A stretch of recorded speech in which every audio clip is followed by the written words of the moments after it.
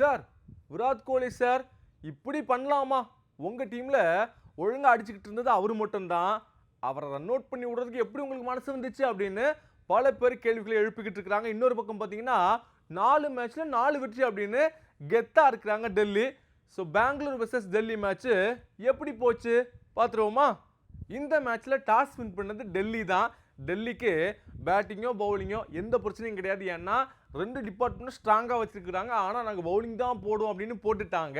இங்கே பெங்களூர் பேட்ஸ்மேன் ஸ்டார்டிங்கில் வந்து இறங்கினதும் பார்த்தோன்னே ஐயையோ டாஸை தப்பாக எடுத்துட்டாங்களோ அப்படின்னு ஒரு எண்ணம் வந்துச்சு. என்ன காரணம்னா 3 ஓவருக்கு 53 கணிச்சு பாருங்க. 3 ஓவருக்கு 53 அப்படின்னா 6 ஓவருக்கு எவ்வளோ வரணும்? 100. அப்போ 12 ஓவருக்கு எவ்வளோ வரணும்? 200. அப்போ 18 ஓவருக்கு எவ்வளோ வரணும்? 300 அப்படின்னு அங்கேருந்து யோசிச்சு பார்க்குறப்ப 18 ரன் ரேட் அப்படின்னா எங்கேயோ போகுது அப்படின்னு சந்தோஷப்படும் போது அங்கே தான் ஒரு சின்ன பிரச்சனை. என்ன அப்படின்னா சால்ட் அப்படி சிங்கிள் தட்டுறதுக்கு முயற்சி பண்ணுவார். அங்கே பார்த்தீங்கன்னா அவருக்கும் விராட் கோலிக்கும் ஒரு சின்ன மிஸ் அண்டர்ஸ்டாண்டிங் வந்துடும். அதன் காரணமாக சால்ட் அவுட் ஆயிடுவார். அதை பார்க்குறப்ப விராட் கோலி தான் ஏதோ அவுட் ஆக்கி விட்ட மாதிரி தெரியும். ஆனால் அதில் விராட் கோலி மேலே எந்த தப்பும் கிடையாது. 2 பேருமே பாலை பார்த்துக்கிட்டு இருப்பாங்க. அதன் காரணமாக தான் சால்ட் ரன் அவுட் ஆயிட்டாரு. சரிப்பா அவர் அவுட் ஆயிட்டாரு. அதுக்கப்புறமா ஒரு பார்ட்னர்ஷிப் எப்படி அமைஞ்சிடும் அப்படின்னு நினைக்கிறப்ப படிக்கல், அதுக்கப்புறமா பார்த்தீங்க அப்படின்னா கோலி அப்படின்னு வரிசை அன்வான்டான பால்ஸ்லேயே அவுட் ஆகிட்டு இருந்தாங்க. குறிப்பாக படிக்கல் ஒரு 3 டாட் பால் தான் வச்சாரு. அதுக்குள்ளே ப்ரெஷர் ஏறி ஒரு கேட்சு கொடுத்து அவுட் ஆகிட்டாரு. கோலி ஒரு பெரிய இன்னிங்ஸை ஆடவே இல்லை. அவரை தொடர்ந்து பார்த்தீங்கன்னா லிவிங்ஸ்டன் எதுக்கு எடுத்தோம் அப்படின்னே தெரியாத அளவுக்கு அவர் தொடர்ச்சியாக 2வது மேட்ச் இப்படி பயங்கரமாக சொதப்பிக்கிட்டு இருக்கிறாரு. நிதேஷ் சர்மா கூட போன மேட்ச் நல்லா அடிச்சாரு. இந்த மேட்ச்சில் பார்த்தீங்கன்னா பால் எங்கே வருதுன்னே தெரியாமல் அவுட் ஆகிட்டு இருந்தார் குணல் பாண்டியா அப்படின்னு. இப்படி டப்பு டப்பு டப்புன்னு எல்லா விக்கெட்டும் இழந்துட்டாங்க. பார்க்குறப்ப என்னடா இது இப்படி போயிடுச்சு அப்படிங்கிற மாதிரி ஒரு ஷாக்கு பெங்களூர் ஃபேன்ஸுக்கு இருந்திருக்கும். இன்னொன்று அந்த டீமில் ரொம்ப எக்ஸ்பெக்ட் பண்ண பேட்ஸ்மேன் அப்படின்னா ரஜத் பட்டிதார் தான். எப்படி 50 போட்டுருவார் ஒரு மேட்ச்சில்? அவ்வளோக்குள்ள டேலண்டான பேட்ஸ்மேனு இன்னைக்கு பார்த்தீங்கன்னா அவரும் சொதப்பிட்டாரு.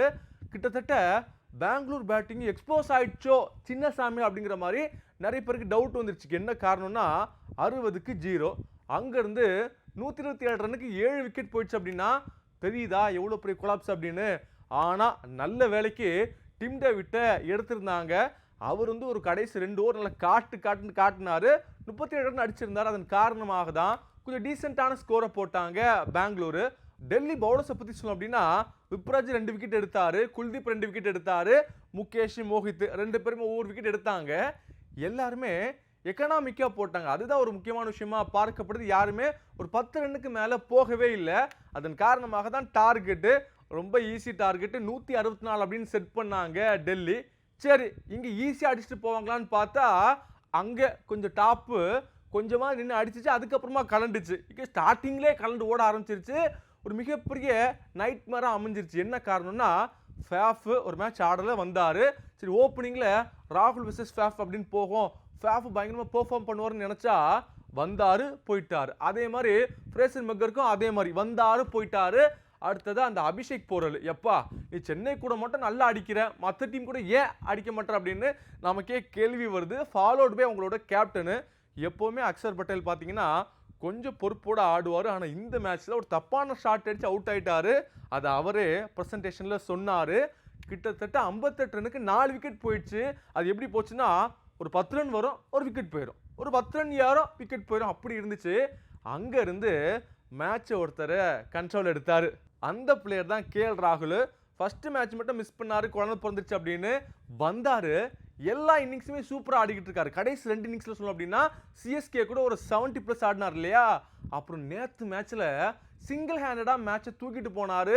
ஒரு சைடு விக்கெட் விழும்போது கூட எந்த இடத்துல எந்த ஷாட் அடிக்கணும், எங்கே கேப் இருக்குது, எங்கே 6 அடித்தா ஃபீல்டர்ஸ் இல்லை அப்படின்னு பார்த்து பார்த்து அடித்தார். அவரோட ஸ்டப்ஸ் நல்ல கம்பெனி கொடுத்தாரு. ஈவன் தோ ஸ்டப்ஸோட ஸ்ட்ரைக் ரேட் நார்மலாக பார்த்தீங்கன்னா 170க்கு மேலே தான். ஆனால் அந்த கண்டிஷனுக்கு ஏற்ற மாதிரி ஆடினார். அதன் காரணமாக கிட்டத்தட்ட 100 ரன்னுக்கு மேலே பார்ட்னர்ஷிப் போச்சு. அவங்க பார்ட்னர்ஷிப் தான் மேட்சை கைக்குள்ளே கொண்டு வந்துச்சு. சில நேரத்தில் பார்த்தீங்கன்னா ஒரு கூத்தெல்லாம் கூட நடந்துச்சு. லைட்டாக மழை பெய்கிற மாதிரி இருந்துச்சு. கிரவுண்டில் மழை பெய்கிற மாதிரி போட்டு ஓகே டிஎல்எஸ் மெத்தடில் எவ்வளோ அடிச்சா வின்னு அப்படிங்கிற மாதிரிலாம் போட்டுக்கிட்டு இருந்தாங்க. அந்த நேரத்துலலாம் இது சரிபட்டு வராது, நம்ம டீமில் வேறு ஆல்ரெடி விக்கெட்லாம் போயிடுச்சு, டிஎல்எஸ் மெத்தடில் தோற்றக்கூடாது அப்படின்னு அங்கேருந்து கேஎல் ராகுல் ஆக்சிலேட் பண்ணார். 93 ரன் அடிச்சாருங்க. அதுல கடைசியாக வின்னிங் ஷாட் அந்த 6ஓட முடிப்பாரு. ஒரு தரமான மேட்சா காட்டினாரு.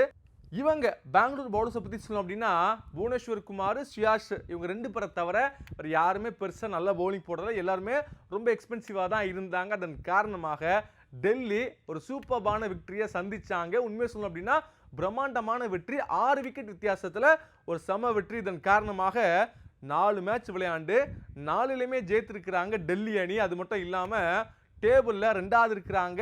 இந்த தோல்வியின் மூலமா பெருசா பெரிய மாற்றம்லாம் வரல. பெங்களூர் அணி 3வதுல இருக்கிறாங்க.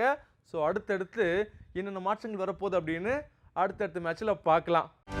செய்திகளை உடனுக்குடனும் துல்லியமாகவும் தெரிந்து கொள்ள சப்ஸ்கிரைப் பண்ணுங்க.